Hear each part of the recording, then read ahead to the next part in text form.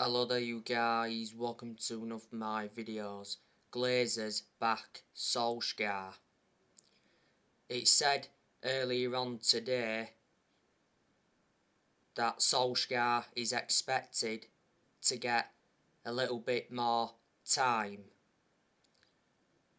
Manchester United have no plans to replace Solskjaer as manager despite the defeat to Man City. Solskjaer is expected to be in charge for the game against Watford, following Joe Glazers' decision.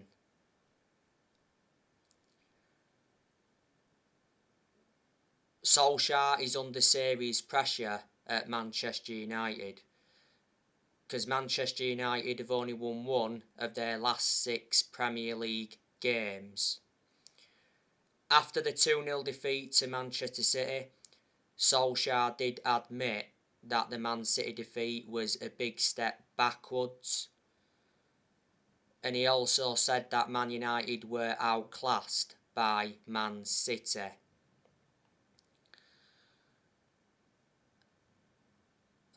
I can't see Solskjaer staying at Manchester United for the rest of this season unless performances and results improve. When Man United do sack Solskjaer, they'll have to pay Solskjaer 7.5 million because in the summer Solskjaer signed a new contract with the club until 2024. There's an option of a further year. Manchester United certainly made a mistake giving Solskjaer that contract, and a lot of United fans will agree with me on that aspect. If Solskjaer really cared about the club, he would resign, but obviously he's not going to resign. The players are not playing for the manager, so that's telling me that the players have given up on Solskjaer, and Solskjaer's also losing a lot of fans. Solskjaer should have been sacked after the 5-0 defeat to Liverpool a couple of weeks ago. If we'd have sacked him after that game, I can assure that Manchester United would have got Antonio Conte.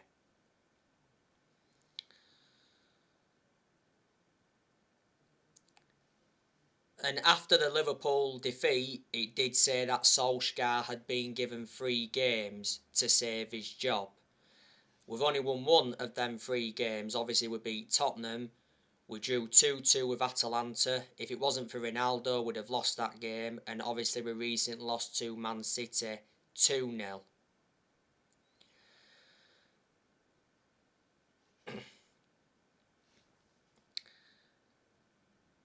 Now, who should replace Ole Gunnar Solskjaer at Manchester United? You know, there's been a lot of managers linked with the Man United job.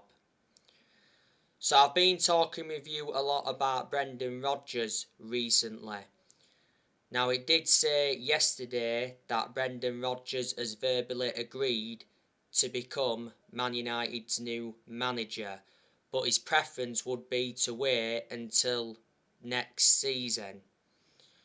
Would you take Brendan Rodgers at Manchester United? I've got to admire the work he's done at Leicester.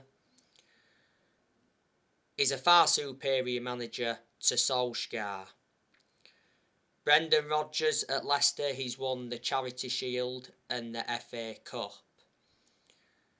He's been Leicester manager for almost 3 years. He's got a contract with Leicester until 2025. He's managed quite a lot of clubs, hasn't he? You know, before Leicester he was at Celtic. He won quite a few trophies with Celtic.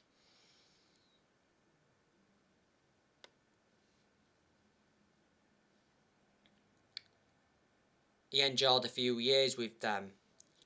Before he managed Liverpool, yes, he enjoyed one good season with Liverpool. Liverpool came really close to winning the league under Brendan Rodgers. At Liverpool, Brendan Rodgers emulated the football he produced at Swansea.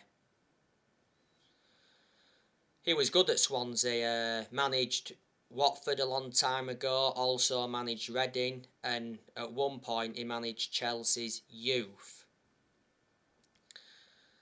There's also been talks of Zinedine Zidane possibly becoming Man United's next manager. Well, Zinedine Zidane is available because he left Real Madrid in the summer. You've got to admire what Zinedine Zidane did at Real Madrid. He won a lot of trophies, so reflecting on that, he's got a good pedigree behind him. Zidane has not managed though in the Premier League. It would be good for him to come and experience the Premier League.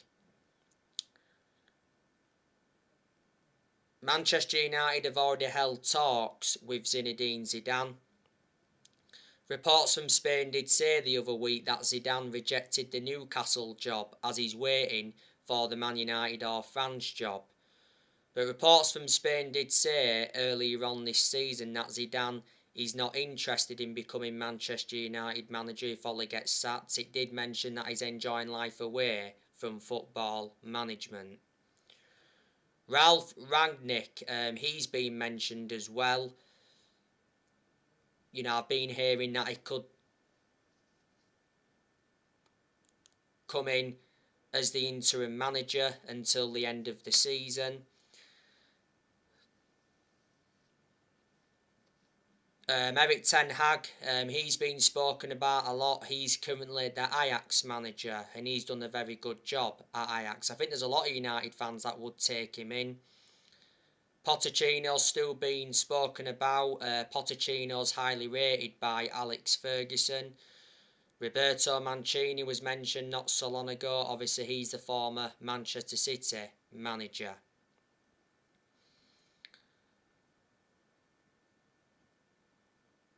So, there you go.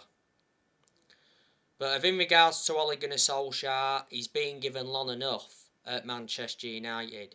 He's been in charge of Manchester United almost 3 years now. And reflecting how long he's been at the football club, he has gained some managerial experience and he's learnt quite a bit on the job. But there's still plenty of things Ole's got to learn because he's still a young coach.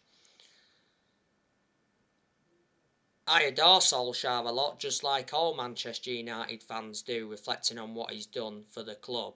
Ole's a legend of the club. At the end of the day, he endured 11 years as a player for Man United. He flourished under Sir Alex Ferguson's guidance.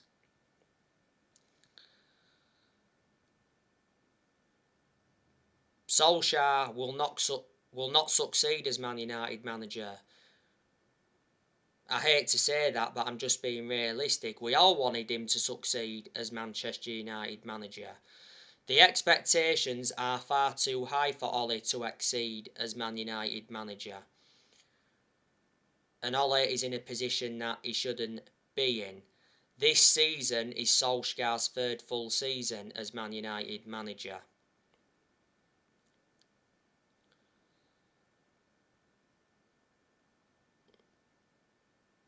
You know, Solskjaer ran out of excuses a long time ago, didn't he? Because Solskjaer received very strong backing from the board in this year's summer transfer window. Manchester United made 4 signings. He spent around £141 million and Man United have got a very good squad. It's a title-winning squad, so in reality, Manchester United should be winning the Premier League this season, or at least competing for the league. Solskjaer's endured like 5 transfer windows now as permanent Man United manager.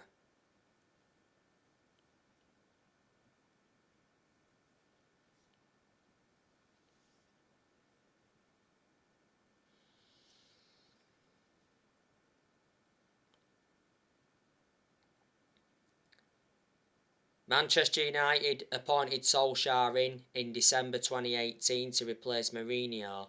He's been permanent Manchester United manager since March 2019. The reason he got the job on a permanent basis was because he did well as the interim manager. But Ole he's managing one of the biggest clubs in the world, and Ollie knew when he'd taken over at Man United it was going to be a massive job and a difficult job.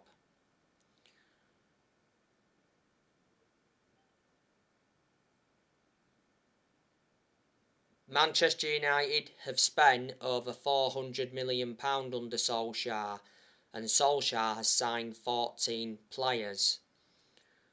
Ollie's also got rid of a lot of players since he's come in, he's loaned players out, he's also got rid of a lot of players permanently. Some progress has been made under Ollie as well, because Solskjaer's got us to semi-finals, he got us to the quarter-finals of the FA Cup last season he got us to the Europa League final, and that was his first major final as Man United manager, but unfortunately we didn't win it. So there you go. But what Solskjaer produced in his first full season, in his second full season, he was looking to build on that this season. Last season, Solskjaer got us a second place finish, and in his first full season, he got us a third place finish. And I also like the way Solskjaer develops the youth.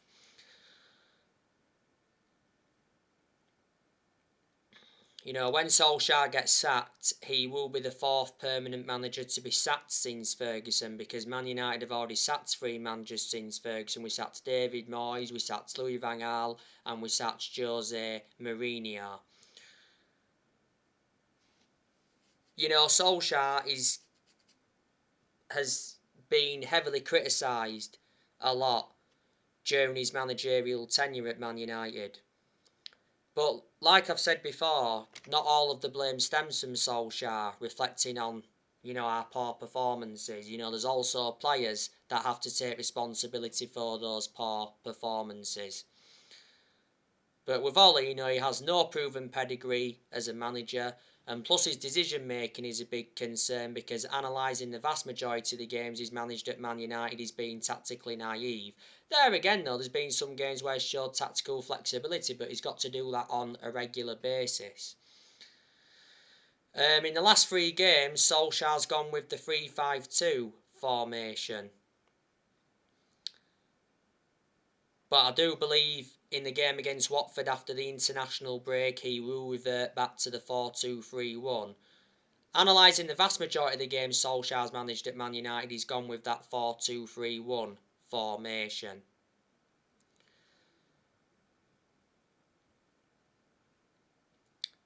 Now, obviously players are going to leave Manchester United next year. Martial is going next year. Martial doesn't really get in the team. He's no longer good enough to represent the club. Martial's just come back from injury not so long ago.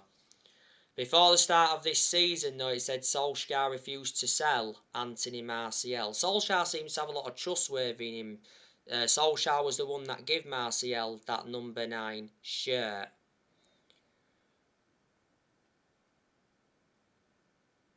Martial's had one good season at Man United. That was his debut season under Louis van Gaal. Martial's been at Manchester United for like 6.5 years. He's got 3 years left on his contract. We got Martial in a deal worth 57 million from Monaco back in 2015. I do think Cavani is going next year, unfortunately. I don't want Cavani to leave with the impact he's made since he's come to Man United. Cavani's actually out now with injury until December, so obviously Cavani played no part against Manchester City recently. Didn't start in the 2-2 draw against Atalanta, but he did come on, and obviously he played in the 3-0 win against Tottenham. He was playing alongside Ronaldo, and that was very intriguing. They do play well together, Cavani and Ronaldo. Cavani scored a very good goal against Tottenham. It was a lovely dink over Hugo Lloris. Cavani should have also scored in the first half against Tottenham, because he had a very good headed chance that just went wide. This season is Cavani's second full season, I think, at Man United. We did get him on a free transfer. He has got under a year left now on his contract. Cavani's got a good pedigree behind him, though. Look at the amount of silverware he won when he was at PSG, and he was also a long-serving player when he was at PSG. I think Juan Mata's definitely going next year because Juan Mata doesn't even get in the team, does he? Plus Juan Mata's lost that yard of pace and he's ageing up.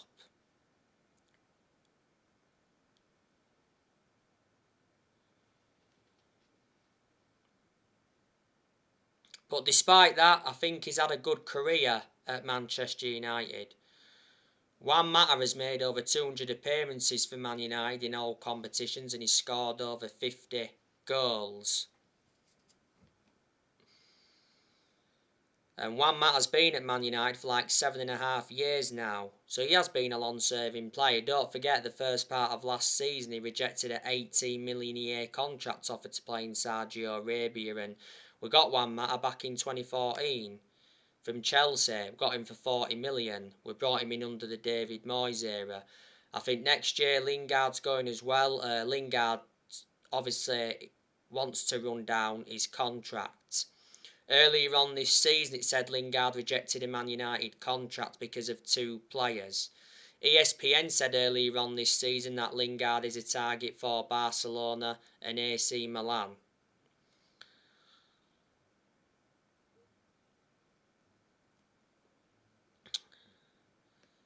Lingard doesn't really get in the team, I think Solskjaer wants him to stay.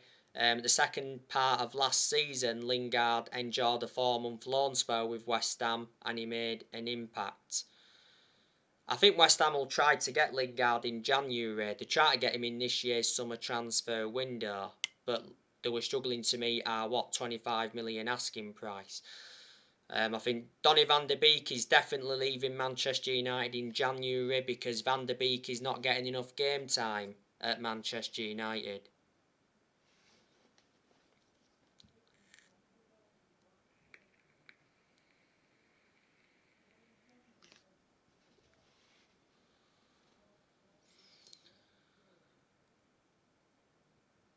He isn't getting enough game time, no.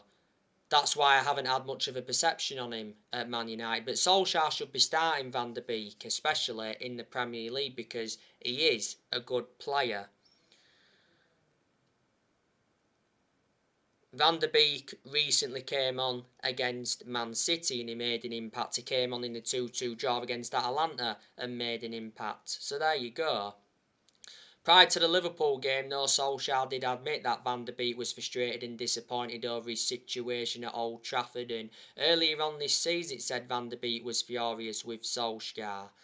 And earlier on this season, Van der Beek told Solskjaer his best position. He reckons he'd be best served operating as a number 6 or as a number 8. And at one point, Van der Beek spoke about his Man United future in an exclusive interview with Rio Ferdinand. Van der Beek's endured what a difficult 19 months at Man United, hasn't he? This season is his second full season at Man United. Got Van der Beek in a deal worth 40 million with add-ons included. He's got a contract with Man United till 2025 and he's versatile. He can play in 3 different roles. I think Matic is going next year as well, because Matic isn't one of our first choice midfielders, but despite that, he still seems to get his opportunities.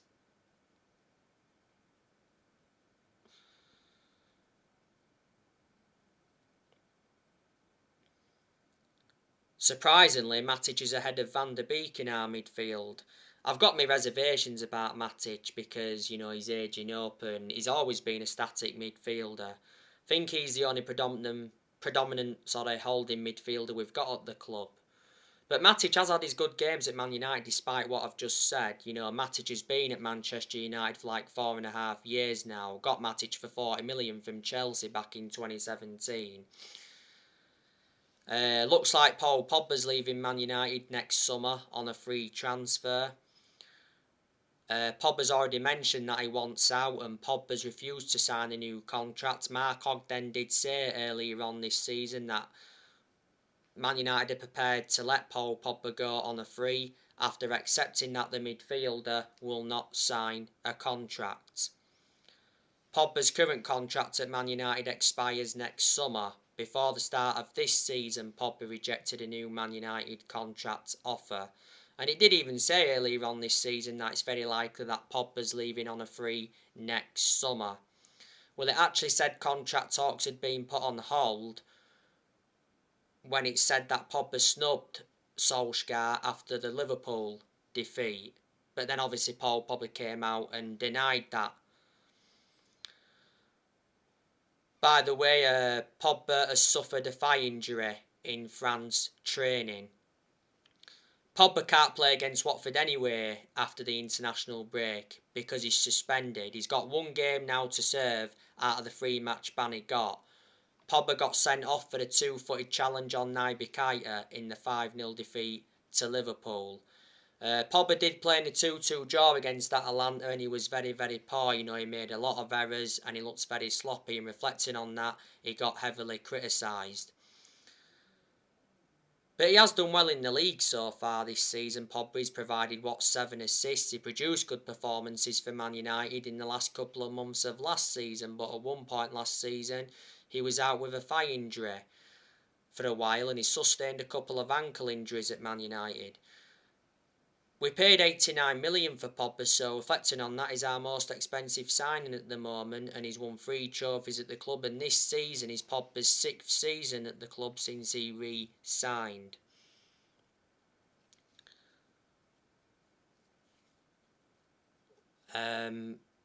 Alex Telles, I think he's going next year as well, because Telles doesn't get enough game time, does he? You know, Telles will only play when Luke Shaw's not available. Telles has done well though in some of the games he has been involved in. Telles obviously come on in the defeat to Man City because Luke Shaw came off with injury, and Telles could have conceded a penalty against Man City, but it was the right decision not to give a penalty because Telles just got the ball. Telles was out with injury earlier on this season, don't forget. The reason we brought Telles in was to provide competition for Luke Shaw. We got Telles in a deal worth 15.4 million from Porto last year.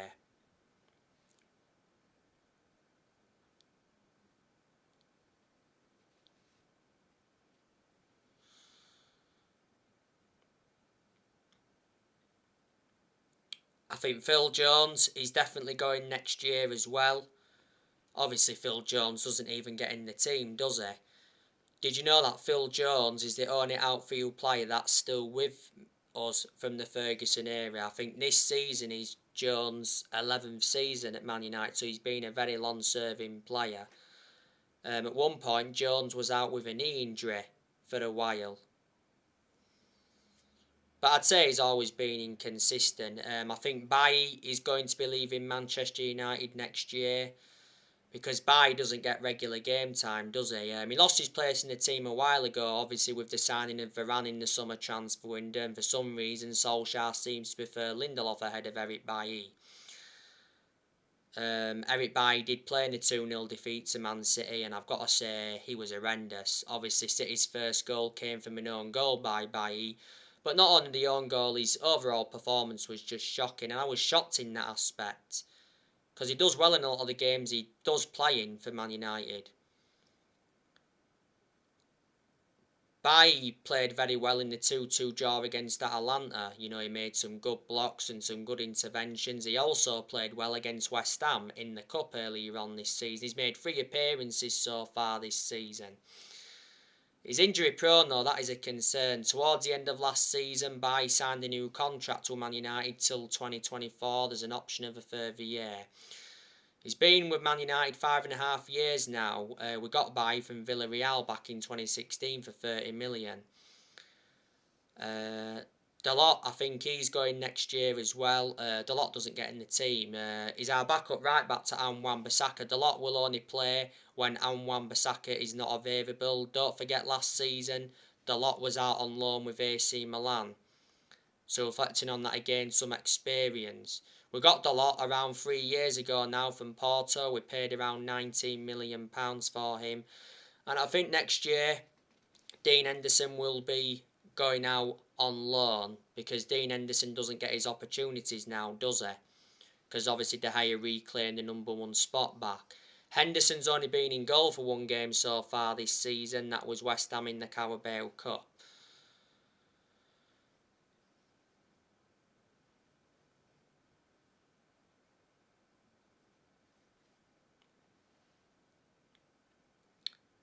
Don't forget though, at one point Henderson was out with COVID for a while. So there you go, there will be another video coming up soon. Drop your comments, likes below on the channel. If you do, consider subscribe as always, and take care. God bless. See you all again very, very soon.